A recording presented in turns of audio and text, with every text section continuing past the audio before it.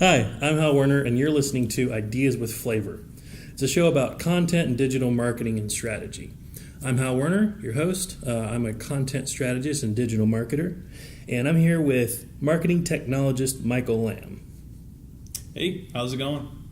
It's going good, Mike. So, just for a little bit of reference, what do you do as a marketing technologist?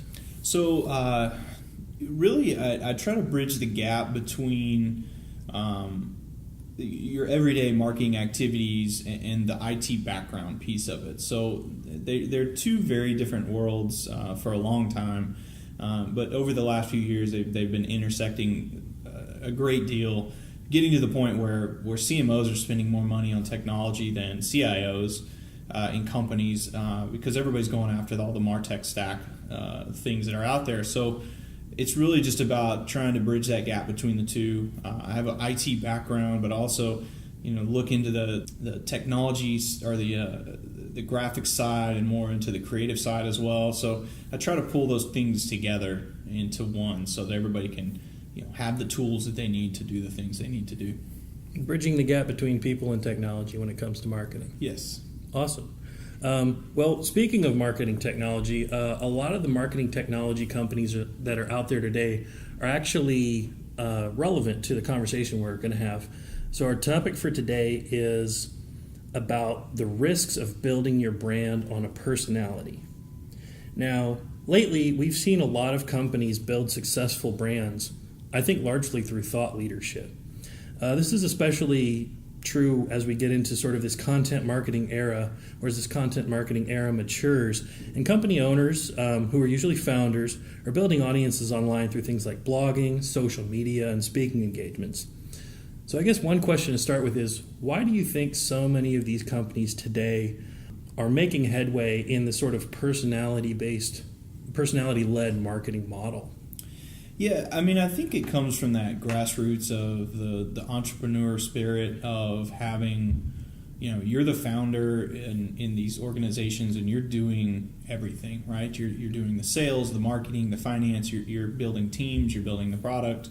So I think as you have to go out and evangelize your company, it kind of naturally speaks to you getting tagged as being the representative of that company in everybody's eyes out there. It's a slippery slope, I think, between whether or not you preach it in a direction where you become the face of the company versus the brand becoming the face of the company. Mm-hmm. That's a good point. And do you think the maturity of some of the communication channels today, like YouTube or social media or these kinds of technology-related things, have made this possible in a way it wasn't maybe 10 or 15 years ago? Yeah, certainly.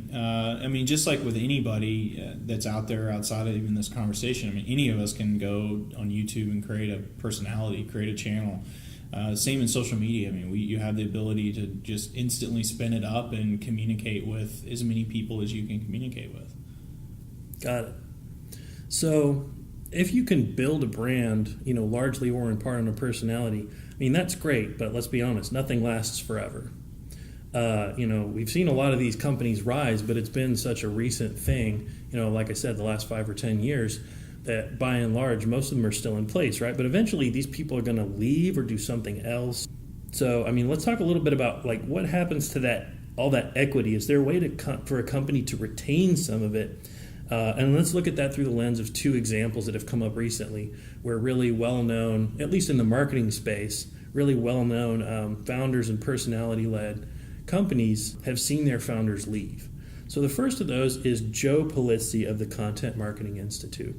Founder, clearly been the face of that for a long time, but at the same time, the Content Marketing Institute seems to have a strong brand of its own, and they seem to have, they were acquired by UBM, I believe it was, and they seem to have a fairly structured transition plan that they've been enacting for a while.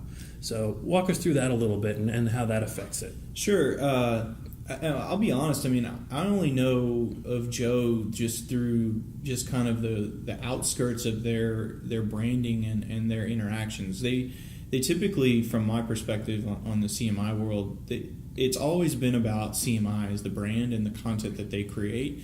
Joe's been out there and part of it, and why a lot of people got involved at the first and onset of that, but it seemed to have kind of going in a good direction of taking him out of the picture at some point, like you mentioned. I mean, there had to have been a conscious transition plan at some phase in that to take it away from being Joe's CMI world to just CMI world and go in that direction. Okay. So you say you think that they're probably in a better state because they have a stronger company brand that coexists or maybe even is bigger at this point than Joe's brand, but that Joe's simply been able to use his brand to go preach and evangelize and get more coverage, say, when he does guest speaking engagements or guest blogging on other companies' sites or whatever. Yeah, I mean, I think that's he has always approached it in I'm representing my company, CMI, and it's not he's going out as being the person that's speaking on behalf of himself. Okay, so a little bit of that, like Steve Jobs model, like he was an iconic personality, of course, but he was inextricably linked with Apple for most of his time. Yeah. So let's take a look at another example, one that I think actually maybe is going to be a little bit dodgier in its long-term success, or at least shakier in its transition, and that's Larry Kim and WordStream. So from my perspective, Larry Kim has really centered his brand around himself. And maybe that's purposeful or maybe it's not. I won't pretend to know. But the WordStream company that he started, that is a pretty big company at this point, I honestly hadn't even heard of until people around the office were talking about it and had been talking about him for some time. So what's your perspective on Larry Kim leaving WordStream, to go start? I think he said he's some sort of bot startup, AI bot marketing startup. Yeah, so this is where it gets a little funner for me. I have some strong opinions about Larry and what he's done. At first, I was really a big fan of his, and I didn't realize that he actually started WordStream. Everything is always that he's put out is always Larry Kim. Larry Kim has done this. Occasionally he'll use the WordStream platform to do the thing he's talking about, but it always seemed like it was the Larry Kim show, and that's where it started to turn me off. Is that, I mean, I think we've had a lot of conversations around our office about the number of times. Is he actually creating all those Medium posts? I mean, he's creating like 10 a day. Is he tweeting all those things? Is he doing all? Does he have a team of people doing all those things on behalf of Larry Kim, or is Larry Kim actually writing all these things down? Because it's such a volume; it's just insane to keep up with. Yeah. But it always seemed to be that he was pushing the boundaries of digital marketing and himself and putting himself out there first. And I think maybe at first it was a good idea to show people how smart he was, so that they could believe in the product that he built, but at some point that had to transition over to say the product is now more important than me. Yeah. And it never did that. He kept magnifying himself as this amazing, great person who worked for WordStream. And occasionally he would use WordStream to do, solve some kind of digital marketing problem or do something cool with it. But, that always seemed to be the secondary approach to, how he represented his company. And you really didn't see anything coming out of WordStream from a brand perspective that was unattached from him until recently, and now it's kind of weird that there's that separation between the two. Yeah. So not only did Larry seem to be building his personal brand and not trying to strongly tie it to the business that he was building, but simultaneously, unlike Content Marketing Institute, WordStream, in your opinion, wasn't building its own content marketing powerhouse to sort of complement that. Yeah, and even if you take it outside of the Larry Kim example into other industries, and let's look at, you talk about Tesla for a minute. I mean, you've got the Elon Musk powerhouse up there. Has that one positioned itself any differently? I mean, Tesla by itself has a pretty strong brand, but if you removed Elon from the picture, did you remove the mad scientist behind the curtain that was pulling all the strings and making everything happen? I feel like that's kind of a similar thing of like pulling Larry out of that and pulling Elon out of Tesla, if you pull those two people out of those situations, their brands kind of lose a little bit of their equity in the marketplace because they don't have the evil genius and the mastermind behind them. It seemed like, for Larry, it seemed like he was the brains of that operation. Whether the rest of his team was smart or not, I'm not going to discount them. I don't know them, but right. They may be extremely smart. They may be smarter than him, and they just haven't had a voice all along. So, I think the product itself loses a little bit of equity in the marketplace because you don't know, is it going in the right direction, and was he the one that was making it work the way it worked? Yeah. Well, and I think, I'm curious to get your thoughts on what you think the ultimate effect will be for something like WordStream. But for me, I'm kind of worried about them because, I don't actually know what their business model was for bringing in business. But if their business model was people know Larry and they want to work with Larry, and he goes, hey, it's WordStream, then that's gonna be gone, right? Unless he's just super interested in keeping that pipe going, just out of the kindness of his heart. Yeah. Yeah, and I think that's why a lot of, I think that's really why a lot of brands they shy away from putting somebody out there like that. I see the upside of it, of having somebody in that position because it makes your brand more approachable. It gives it, there is a human voice and picture to it. You know, when I think of WordStream in my head, I think of the picture of Larry Kim that I see everywhere. And so, it's almost like he's the character, right? So, he's the chicken or whatever for the chicken franchise that has a picture of the cartoon chicken that's everywhere. You know, it's like that's what you think of when you're going through that process. And it's, I can identify with Larry and what he's doing. And like I said, at one point I enjoyed his content, but it got overwhelming and just kind of like really thin and not appealing anymore. But yeah, it does seem like a lot of these personality driven kind of companies, a lot of them end up in a spot where their founders become so removed from doing the thing that they talk about that they actually have to stop talking about that thing and end up talking about something else. So that's a trend I've noticed with a couple of these, right? Is you eventually start swerving off topic. It almost seems like, I wonder if that's a symptom of ceasing being involved in the day-to-day activities that give you the ideas about that subject matter. Yeah. So, let's pick on Larry some more. He's going from a WordStream platform, which is, SEO platform, SEM platform, and going over into a bots type situation. I can draw some very fuzzy lines between those two applications and thought processes between those two and what he's doing there. But I don't know that I would have as much trust in his second company and his second brand that he's building and platform if I know that he's probably going to do the same thing he did with the first one, which is build it up and then jump ship to something else. And is it just a flavor of the month and he has some money now and he has some equity and some, he can go get some investors to invest in his crazy ideas?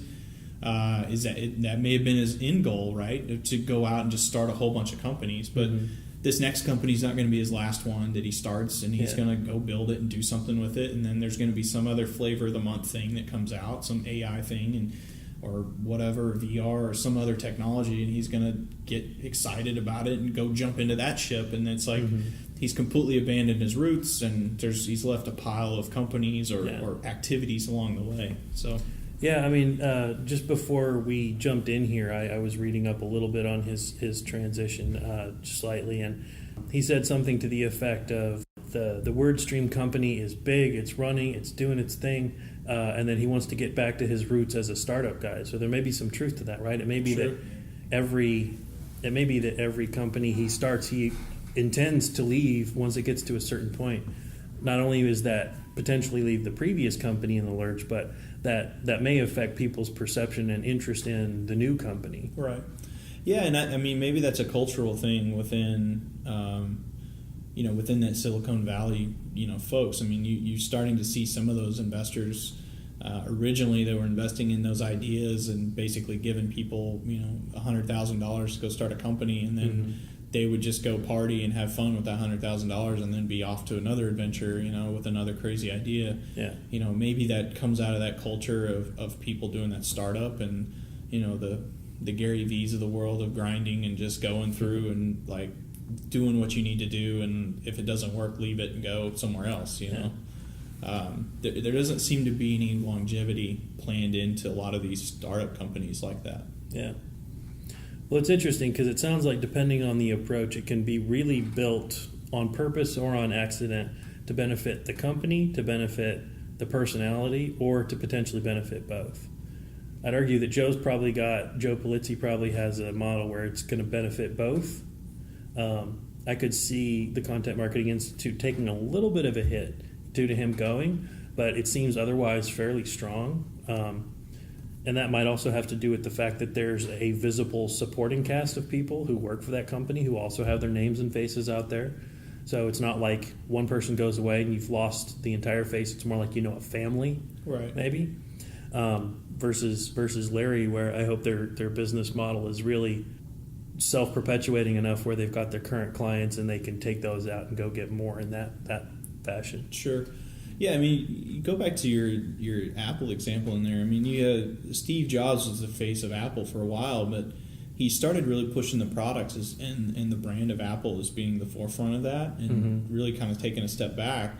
And that had to be somewhat intentional, knowing his health situation. And then when Tim Cook took over, there was some worry in there from analysts around whether or not he had the vision Steve did for products and so forth. And you can argue he did or didn't at this point, but the brand obviously didn't take a huge hit. Look at how profitable they are and how many iPhones they sell. Well, they are now, but I remember them seeing some pretty dodgy moves when things were in Sure. flux there. Yeah. So, it's, that goes back to that if you have somebody at your company that's so outspoken and people believe in, you really run that risk of alienating a large base of your customers, people that believe in your brand when you go that approach.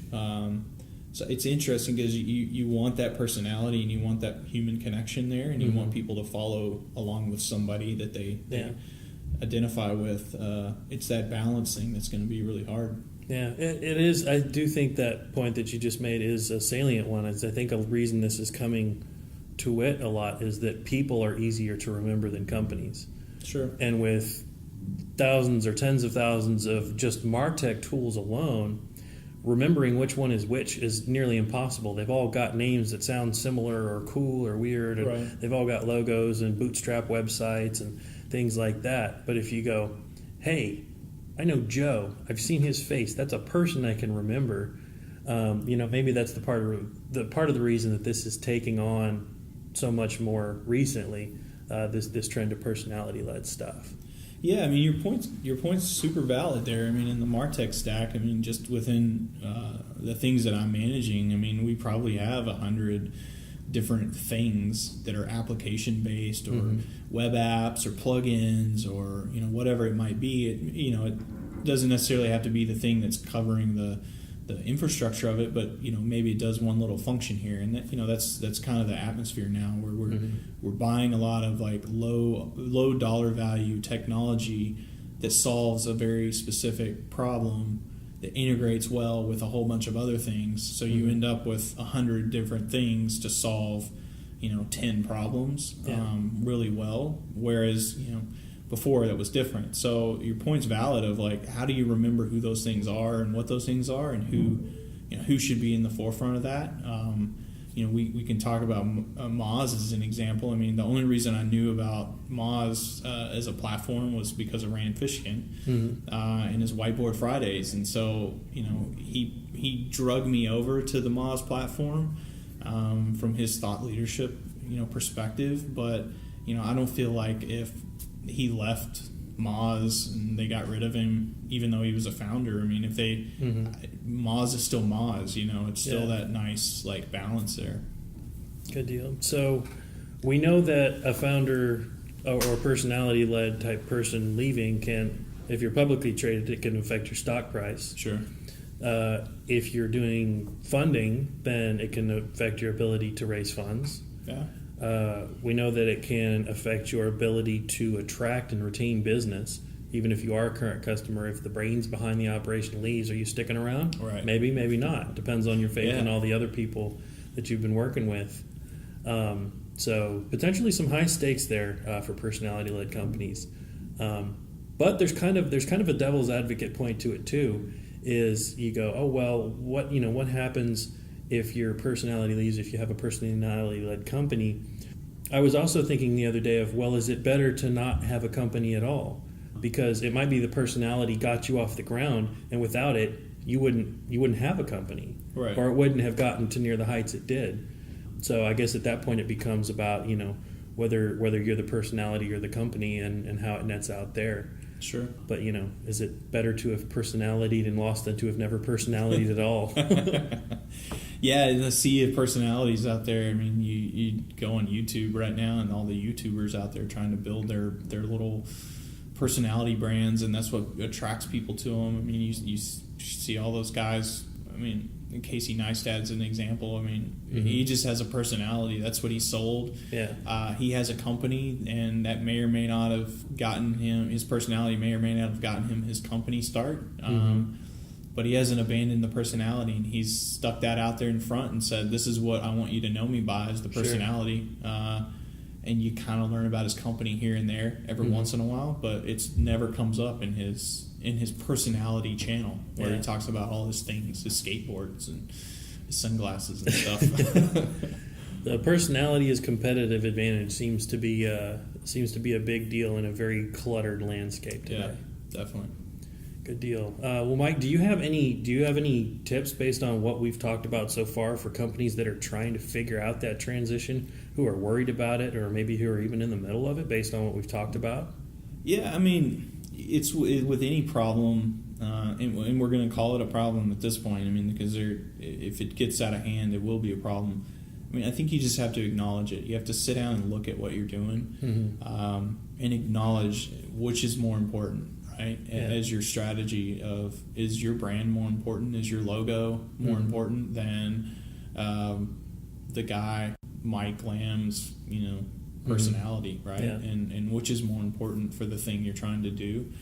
And look at how one affects the other. And I think a lot of companies are missing that now. They're not actually acknowledging it and looking, what's the effect of me as a personality tweeting something out, or writing a blog post, or doing an interview, or whatever, and how does that affect the brand that I represent, that people associate me with, and figuring out how do you navigate that and make a choice. There's not a right answer to either one of those. I mean, just make a choice in which direction you're going to go and own it and go that way. Yeah. Well, I think you hit on a thing that's probably a classic miss for almost any kind of business thing, and that is, have a strategy. Make sure someone has actually thought about it besides that personality, and has at least a vague idea of what you want to do with it. Because if you at least ask the question and start trying to answer it, then you will be, waves ahead of everyone who gets to that moment they didn't realize maybe was coming up on them and goes, oh crap, what do we do now? Yeah. I think that's with a lot of stuff for companies. I think whole that's strategy thing. Yeah, I think that's literally anything in business. Yeah, definitely. If you actually stop to think about it on purpose and try and make sure you have an idea of where you want to go with it or what you're trying to accomplish, sure, then a huge amount of things can fall in line behind that. Yeah, that one basic stake you could put in the ground. Yeah, definitely. Awesome. Well, Mike, thank you so much for joining me on this. I hope we'll have you as a guest again in the future. Folks, again, this has been Ideas with Flavor. I'm Hal Werner. You can find me online at halwerner.com/blog. And because I got a weird name, I'll spell it for you, since you might be listening in the car or whatever. That's halwerner.com/blog. Or you can find me on Twitter at Hal Werner. MichaelLamb, he's our marketing technologist here in the Dallas area. And Mike, is there anywhere you want people to find you online? Sure. You can get to me on Twitter at @LambAtWork. So LAMBATWORK. Hit me up on Twitter and we'll talk. We can chat about some stuff. All right. Thanks again, Mike. And this has been Ideas with Flavor.